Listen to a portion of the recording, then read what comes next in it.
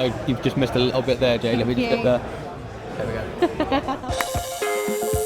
Thank you so much for taking the time to speak with us here and coming to the FF Tattoo Studio at the Fintech Talents Festival 2025. The CEO of NVIDIA has the NVIDIA logo as a tattoo. Nice. How you make $1 trillion company. Yeah, I saw that. One of the things that we kind of want to gauge from this is where people and why people have a passion within the financial services industry. Tell me your relationship with the business. So I created this entity initially as a means to consult. And it was when the good old days before IR35 where you could consult in banking, financial services. I was doing it in Barclays, and it was just an entity. I didn't really think about it too much at the time. And originally it was actually called One Consulting Group Limited, right? Why I had to pick a name? I was reading an article, various things. Oh, it's just me. Probably going to consult. I'll call it 1CG, and that was it. I kept it open though over the course of many years, and eventually it morphed then into 1CG, and I realized that I'd actually consulted with quite a few fintechs. Then I was actually going to close it down, and then my wife convinced me, no, keep it open. And then when I decided to leave CFIT, I was the chief operating officer, and I decided, I'm now going to focus on building my portfolio career. I already had this brand 1CG, and I said, you know what, I'm just going to lean into it. The amount of entrepreneurs we've spoken to, and it's never, I'm the smartest person. It's always the person that goes, do you know what?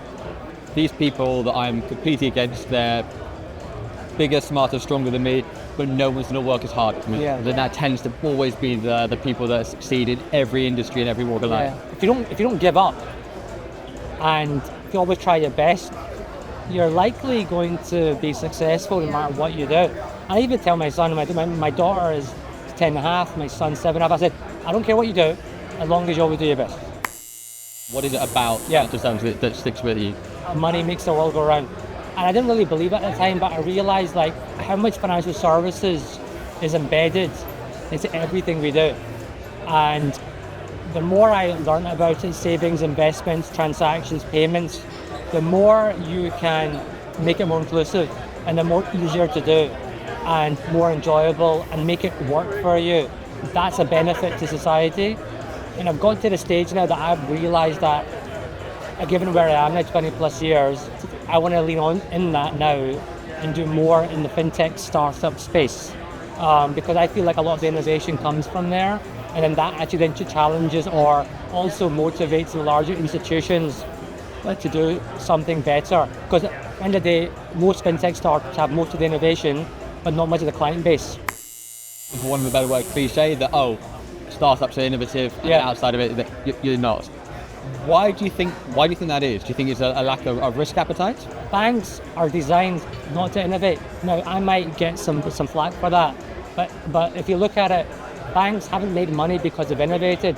Banks have made money because they've risk managed, right? So, you've got governance, you've got standards, you've got policies.